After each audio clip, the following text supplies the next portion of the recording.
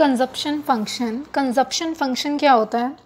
जब हम कंजप्शन और इनकम में जो रिलेशनशिप है उसे अलजेब्रिकली या फंक्शनली उस चीज़ को रिप्रेजेंट करेंगे तो वो कंजप्शन फंक्शन बन जाएगा, उसे हम कंजप्शन फंक्शन बोलेंगे।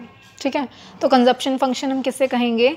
जब कंजप्शन और इनकम के बीच में फंक्शनल रिलेशनशिप या अलजेब्रिकली रिलेशनशिप को शो किया जाएगा। ठीक है, तो अब अलजेब्रिकली कैसे रिप्रेजेंट करना है हमने कंजप्शन फंक्शन को, ये मैं आपको बाद में बताऊंगी। पहले हम थोड़ा सा इनके बीच में रिलेशन समझ लेते हैं इनकम और कंजप्शन में, और इनको टेबल की फॉर्म में कैसे रिप्रेजेंट करना है ये भी देख लेते हैं। देखो, कल जो मैंने आपको करवाया था उसमें मैंने टेबल में इनकम और एग्रीगेट डिमांड में रिलेशन बताया था। आज हम करते हैं इनकम और कंजप्शन में रिलेशन। कंजप्शन भी एग्रीगेट डिमांड का ही कंपोनेंट है, क्योंकि मैंने आपको एग्रीगेट डिमांड किसके इक्वल बताया था? Consumption plus investment expenditure. यहाँ पर हम इन्वेस्टमेंट को नहीं साथ में ले रहे, ओनली कंजप्शन को ले रहे हैं इनकम के साथ। कल हमने दोनों चीज़ों को लिया था। अब देखो, जब इनकम 0 है तब कंजप्शन है 20। मैंने आपको बताया था कि चाहे इनकम 0 हो उस टाइम पर भी कंजप्शन होती है कुछ ना कुछ, और क्यों होती है वो भी मैंने आपको कल रीज़न बता दिया था। अब देखो, जब इनकम 0 है उस टाइम पर जो कंजप्शन है उसे हम ऑटोनोमस कंजप्शन या फिर हम उसे मिनिमम कंजप्शन बोलते हैं। ठीक है, या फिर कंजप्शन एट y = 0, इसको हम बोलेंगे नेगेटिव सेविंग। ठीक है, नेगेटिव सेविंग का क्या मतलब? -s से इसको शो कर सकते हैं। नेगेटिव सेविंग का मतलब है कि अब तो कुछ सेव कर नहीं रहे। जब इनकम 0 है तो सेव क्या करेंगे? अब तो प्रेजेंट में तो कोई सेविंग नहीं हो रही, बल्कि जो पिछली सेविंग्स पड़ी हुई थी ना उसमें से हम खर्च कर रहे हैं, वो भी हमारी कम हो रही हैं। इसलिए हम इसको -s मतलब नेगेटिव सेविंग या डिस सेविंग बोलते हैं। इसको ऑटोनोमस कंजप्शन को हम डिस सेविंग भी बोल सकते हैं और मिनिमम कंजप्शन भी बोल सकते हैं। फिर उसके बाद क्या हो रहा है? जैसे जैसे इनकम इंक्रीज़ हो रही है वैसे वैसे कंजप्शन भी इंक्रीज़ हो रही है, और जितने से इनकम इंक्रीज़ होगी उतने से कंजप्शन इंक्रीज़ नहीं होगी। वो क्यों नहीं होगी वो भी मैंने आपको बताया था, क्योंकि हमेशा ऐसा थोड़ा होता है कि अगर किसी की इनकम 10,000 से इंक्रीज़ हुई है तो वो अपना कंजप्शन भी 10,000 से इंक्रीज़ कर देगा। हर पर्सन कुछ ना कुछ सेव भी तो करता है ना इकॉनमी में। तो इसलिए जितने रेट से इनकम इंक्रीज़ हो रही है उतने से कंजप्शन इंक्रीज़ नहीं होगी। टेबल बना के उसके बाद आपने जो मैंने आपको यहाँ पर समझाया वो सारा कुछ एक्सप्लेन कर देना नीचे पॉइंट्स में। और रिलेशन कैसा होता है इनकम और कंजप्शन में? पॉजिटिव। अब डायग्राम देखो, इसका डायग्राम टेबल को देख के आपने बना लेना है। ठीक है, और जो कंजप्शन है ना वो हमेशा एग्रीगेट डिमांड से नीचे होगी, उससे नीचे शुरू होगी वो, क्योंकि एग्रीगेट डिमांड में इन्वेस्टमेंट भी इंक्लूड होती है। ठीक है, और इसलिए कंजप्शन में तो इन्वेस्टमेंट नहीं है ना, इसलिए वो उससे नीचे ही आएगी हमेशा। और बीच में जो हम ओरिजिन से लाइन लगाते हैं ये हमने उस पॉइंट पर मीट करनी है जहाँ पर इनकम और कंजप्शन दोनों इक्वल हैं। इसे हम लाइन ऑफ रेफरेंस भी बोलते हैं। इनकम को आप इन डायग्राम्स में हमेशा एक्स एक्सिस पर शो करोगे, और उसके अलावा जो दूसरी चीज़ है, सेविंग हो गई या फिर एग्रीगेट डिमांड या इन्वेस्टमेंट, कंजप्शन, कुछ भी, वो सारी चीज़ों को आप वाई एक्सिस पर शो करोगे। ये डायग्रामेटिक और टेबल रिप्रेजेंटेशन थी इनकम एंड कंजप्शन की। अब एक चीज़ है एमपीसी। एमपीसी की फुल फॉर्म है मार्जिनल प्रोपेंसिटी टू कंज्यूम। इसको हम स्लोप ऑफ सी लाइन भी बोल सकते हैं। ये शो करती है रिलेशनशिप या फिर ratio between change in consumption and change in income. MPC हमें क्या बताता है कि अगर हमारी इनकम मान लो 10,000 से बढ़ी तो उससे हमारा कंजप्शन कितना बढ़ेगा, मतलब इनकम में चेंज होने से कंजप्शन में कितना चेंज होगा, ये हमें एमपीसी बताएगा। क्या बताएगा हमें एमपीसी? कि इनकम में चेंज होने से कंजप्शन में कितना चेंज होगा।